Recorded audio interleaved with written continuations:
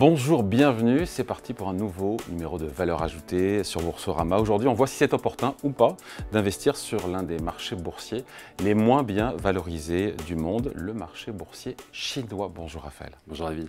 Raphaël Thuin, directeur des stratégies de marché de capitaux chez Tikehau Capital. Le contexte macro, il faut en parler, puisque les autorités chinoises disent avoir pleinement confiance dans l'idée d'atteindre 5% de croissance. C'est un totem, il faut atteindre ce 5% de croissance en 2023. La réalité, c'est que l'économie chinoise est affectée par plusieurs problèmes, on le sait. Il y a l'immobilier qui est en crise, il y a la consommation qui est en reflux. Voilà, il y a beaucoup de défis pour la Chine. Beaucoup de défis, un contexte très compliqué, ce qui justifie d'ailleurs que les autorités soient intervenues. Ça fait maintenant plusieurs mois que la Chine ralentit très fortement. Vous parliez d'objectif des 5%, il va être difficile à atteindre cet objectif des 5%. Et donc on voit que cette croissance structurelle, année après année, décline. Et donc beaucoup de défis qui font face à la Chine autour de plusieurs thématiques. Une thématique très forte déjà, c'est celle de la consommation. Le consommateur chinois est déprimé, il y a une crise de confiance. Pourquoi il est déprimé ? Alors, il y a une vraie crise de confiance, il ne consomme pas, il ne consomme plus. Il y a plusieurs facteurs peut-être qui peuvent l'expliquer. Un facteur qui a été clairement amplificateur, c'est cette crise de l'immobilier. Vous savez que l'immobilier en Chine corrige depuis maintenant de plusieurs années, très gravement. La bulle immobilière a éclaté. Or, l'immobilier, c'est 25% du PIB et 70% de l'épargne des Chinois. Donc aujourd'hui, le Chinois se sent très concerné par cette bulle immobilière qui éclate et donc très inquiet sur l'avenir, ne consomme plus et ça a très fortement tiré l'économie chinoise vers le bas plus récemment.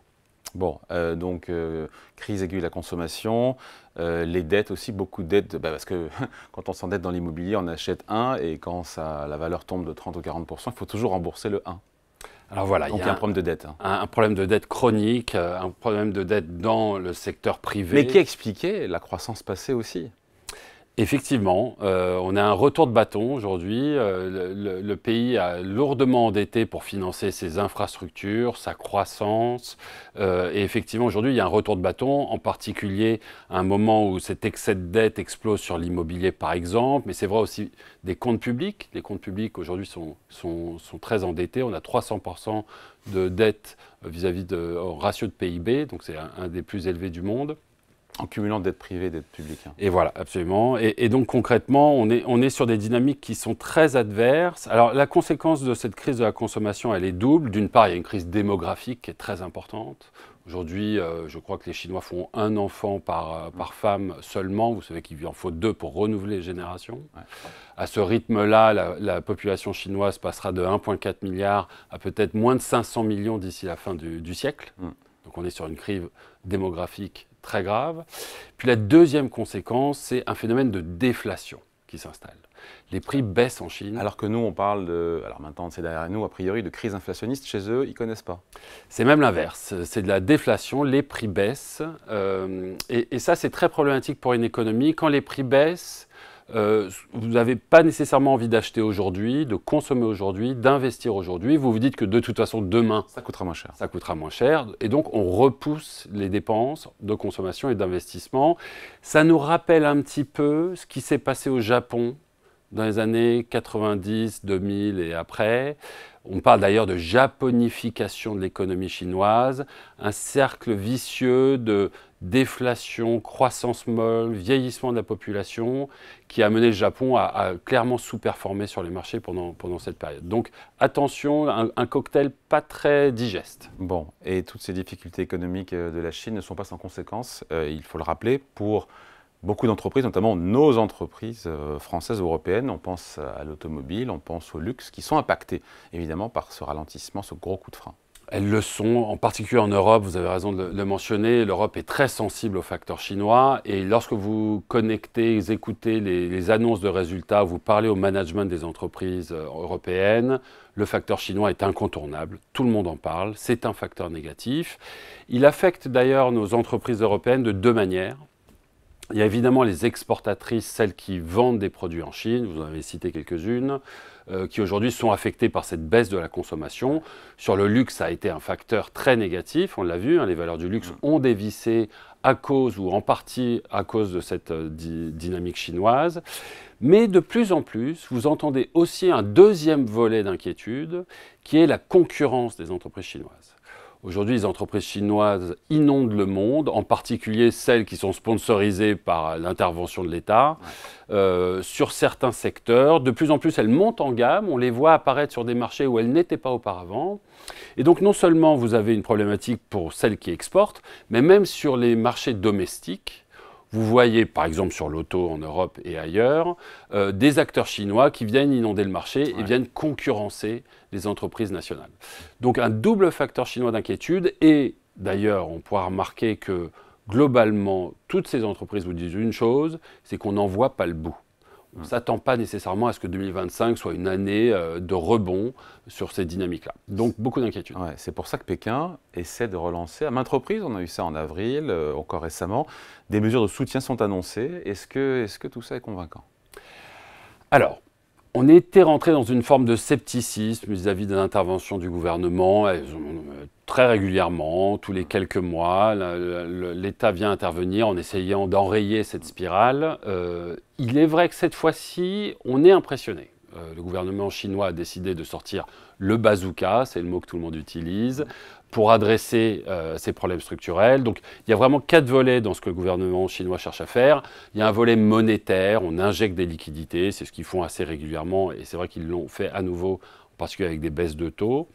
Il y a un volet immobilier aussi, on cherche à enrayer cette chute de l'immobilier dont on a parlé, qui affecte tellement le consommateur. Donc ça, c'est un deuxième volet. Et il y a peut-être pour la première fois depuis longtemps un volet fiscal. Et alors là, ça intéresse énormément les marchés. On cherche à réanimer l'économie, à investir dans l'économie pour enrayer cette chute. Donc c'est non seulement des injections de liquidités, mais un plan de soutien. Et puis dernière chose, dernier volet qui va intéresser beaucoup les investisseurs, ça a beaucoup surpris. Aujourd'hui, le gouvernement chinois prête de l'argent aux particuliers et aux entreprises pour qu'elles rachètent des actions. Voilà. Donc là, on est très ciblé, on veut soutenir le marché actions et ça, c'est pas anodin. Bon, la transition est toute faite. Justement, quel impact tout ça peut avoir sur les marchés boursiers locaux, chinois, qui par nature sont, il faut le rappeler, extrêmement volatiles. Au moins ça c'est fait, c'est dit. Mais est-ce que tout ça va dans la bonne direction, au moins à court terme?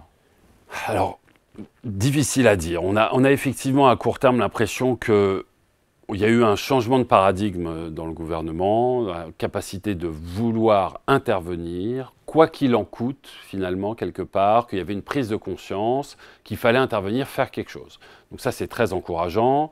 Il y a eu clairement la volonté de taper fort et on a encore quelques doutes, il nous manque quelques détails sur la partie fiscale du stimulus, mais clairement, ça va dans le bon sens.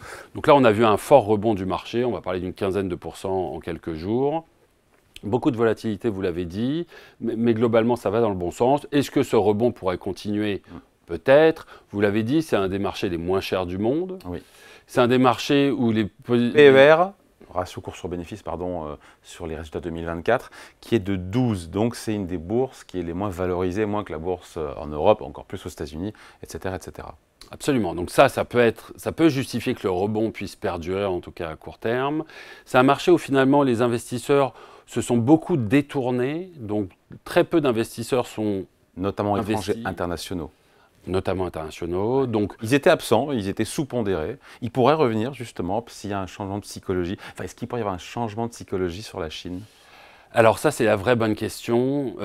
Aujourd'hui, on a l'impression que oui, en tout cas sur les marchés, il y a eu un changement de psychologie. Aujourd'hui, on est beaucoup plus constructif, les investisseurs reviennent. Alors, il est encore un peu tôt pour se prononcer sur le long terme, mais sur le court terme, c'est le cas. Sur le long terme, il y a clairement encore des interrogations. On va juger sur pièce à partir peut-être de 3 critères. Un premier critère, c'est effectivement cette psychologie. Oui, cette psychologie, elle a changé vis-à-vis des investisseurs. Est-ce qu'elle va permettre aussi de faire changer d'avis le consommateur? Est-ce qu'elle va remplumer ce consommateur? Ce consommateur, en plus, il ne s'intéresse pas vraiment au marché. On l'a dit, son épargne, c'est principalement des liquidités et de l'immobilier. Ouais. Donc, il est moins sensible à cette dynamique marché. Mais en tout cas, ça sera un premier critère. Est-ce que le consommateur va reprendre confiance? Donc ça, on va regarder ça de près. une dimension aussi productivité. Il y a des soucis de productivité dans l'économie, dans quelle mesure l'État, qui a été très interventionniste et parfois a détruit beaucoup de valeurs, va être capable de renflouer cette dimension productivité de l'économie. Tout ça, on jugera sur pièce.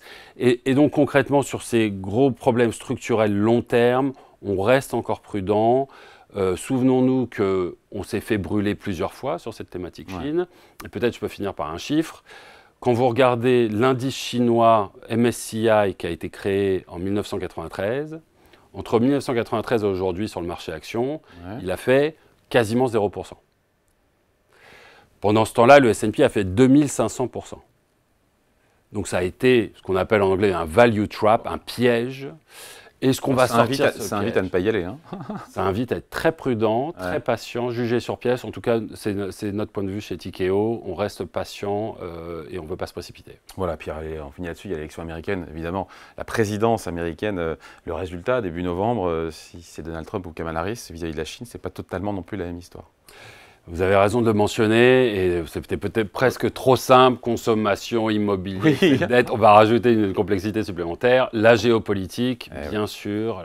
Elle s'invite au menu. Elle va clairement s'inviter au menu, donc à suivre.